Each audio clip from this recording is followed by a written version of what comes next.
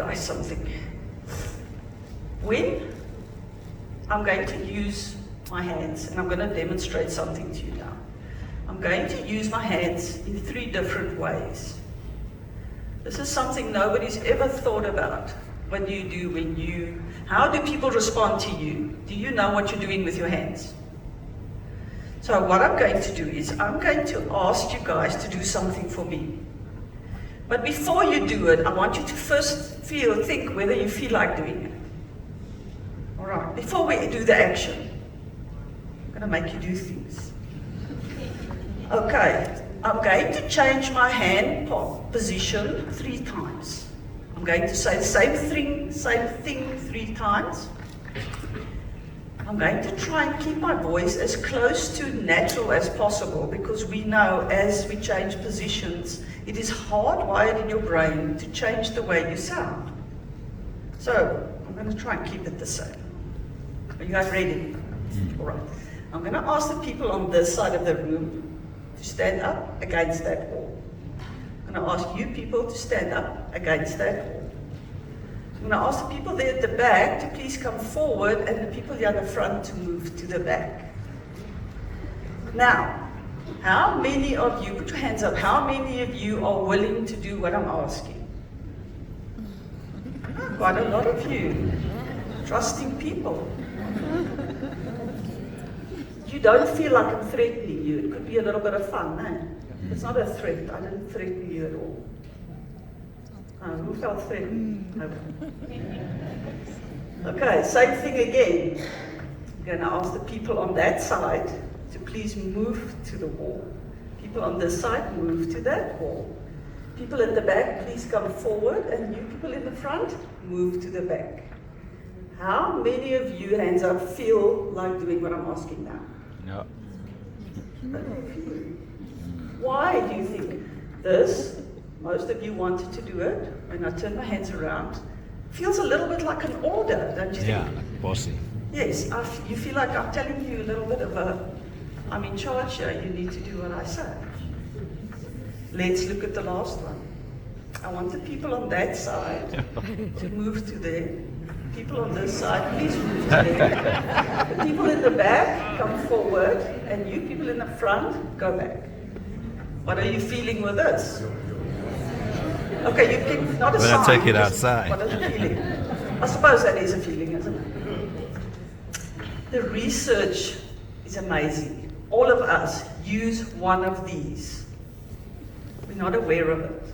So, there's a researcher, body language expert, Alan Pease. I'll tell you something about him just now. He did the same research. He took 3 groups of people with a presenter. First group he brought into the auditorium, and he got a presenter to present a proposal to them. Same proposal for all 3 groups. First group brought in, the presenter had to propose with palms facing out. Move the people out, bring in the next group, same demographic. Turn the palms down, tell the people the same proposal, move them out. Then he brings in the last group of people, and the presenter was pointing. Same thing. What they wanted to know, they surveyed these groups afterwards. What they wanted to know was, how much of the proposal could the people remember? And from a list of adjectives, how did they feel about the person presenting this proposal to them? The research was fascinating. It blows my mind a little. The palms up presenter, that audience had a 40% more retention of the deal than the palm down. So people were actually listening more just by doing this. It's weird, eh? Very weird. The palms up presenter also had the best adjectives. They were friendly, engaging. As soon as the palms turned down, they were pushy, a little bit, people didn't like it much. But here's the fascinating part. The finger pointer. People could hardly remember what the deal was about. And of course, the worst adjectives. Now, I'm asking you, you probably don't think of it right now. Which one of these is yours? Later on today or tomorrow or next week, there you sit talking to the people. And you realize, these people aren't listening to me. Why? Our brain becomes resistant the minute we do this. We have a lot of people who speak like this, unconsciously. Look, it's not a problem if this is your talking style. Now you're going to know. Okay, I'm going to keep doing this, but nobody's actually listening. Our brain shuts down. We resist someone who does this. I think at schools, listen to teachers telling the kids what to do. Why aren't those kids listening? When you do this, your voice tone changes. You sound a lot more harsh than when you do this. If you want your kids or anybody to do something for you, please pick up their toys. Your voice is different, your hand, they will do it easily. Pick that up and they won't. You've got to beg them.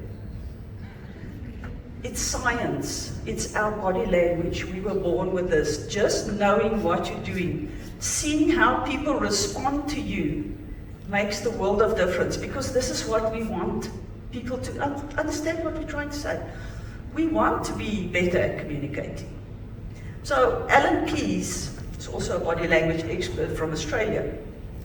He went to Russia and did training with Putin, probably in 1994. He was there for 6 weeks and he trained him on his body language. If you look at earlier pictures of Putin, that man was doing this. Today, we can hardly read his body language because he knows exactly what he's doing. He's been trained. Body language can be used to your advantage. You know, you can use this and communicate more effectively. Any questions on that? You guys don't have to stand up against the wall, so you're not going to do that. So, when we think of body language, and we like to call it non-verbal behavior, like I said, your brain is constantly trying to protect you. Our brain reads all the time. We just don't understand what it is we see. How many of you feel like you are good with body language? You can put up your hands. You sometimes, we get a feeling in our gut, and we talk it away. We try and tell, no, I'm probably wrong. You need to trust your gut. It's linked to your brain. It's telling you what to do. We always want to listen to the brain. It's always trying to protect us. Let me just get a bit of trouble. My mouth is getting more dry now. Let me think. Another thing I can teach you today. We call this fronting. We all have business meetings. We all interact with people. Communication today there's an epidemic of miscommunication because of our phones. We are literally not talking to people anymore because we are this way. So we call this fronting. Fronting means your forehead, your torso, and your toes are pointed to the person you are speaking to. It's a non-verbal sign of respect. The person you're speaking to, their brain automatically feels someone is listening to me. And what is it? We all want to feel heard. Your brain is listening. This person is talking to me, this person. So when I started learning all this body language 7 years ago, I took each subject, I always go overboard, and I practiced, let's say, fronting in all situations. I would front the ladies at the till, the ladies packing. The minute I turn my body towards them and I say thank you, it's almost like a shock. It's almost like it's unheard of. Just by turning my body, it's weird. Your feet points to the person. Now we say, we sit in meetings. You can do fronting while seated as well. I went, especially this one time, I'm part of a health forum, and it's all charitable organizations. We all get together at this health forum so that we make sure we don't duplicate helping people. You give blankets, you give soup. So first time I went there, we all meet. The lady who invited me is the chair lady. So I'm practicing all these body language tricks now, because to me it's all tricky.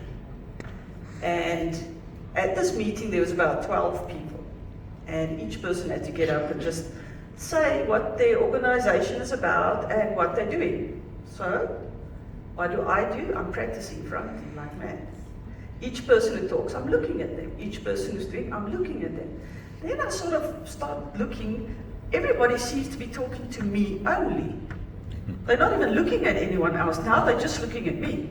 So now I'm starting to feel a little conscious about this. It's a little weird. And then I look at the other people. Some are on their phones, some are not listening, some are just writing things. They're not actually looking at the person who's speaking. It is so fascinating how that works. You don't even have to say anything, you just have to turn your body towards them. When we turn our body towards the person who's speaking, they feel heard, they speak to you more. I was a director on a board later on in my life, and we would go to meetings, and they would have these huge financial meetings. I understood nothing. I know, it's sad to say, it was really over my head. But because I was fronting everybody, they were literally talking to me. Eventually I had to stop fronting because they were going to ask me questions and I was going to not know. So I actually had to stop. You can. If someone is intimidating or you don't want to speak to someone, you can turn your body. Their brain picks it up. The feet. I know they say that the eyes are the heart to the soul, something like that. But our feet. When we look at someone's feet, this is like, our feet will point to who we like most. So, if you go to a big corporate, look where who's the people's feet are pointing to. That'll probably be the CFO, the CEO. We point our feet to what we like. At the gym, I used to watch people who's attracted to who.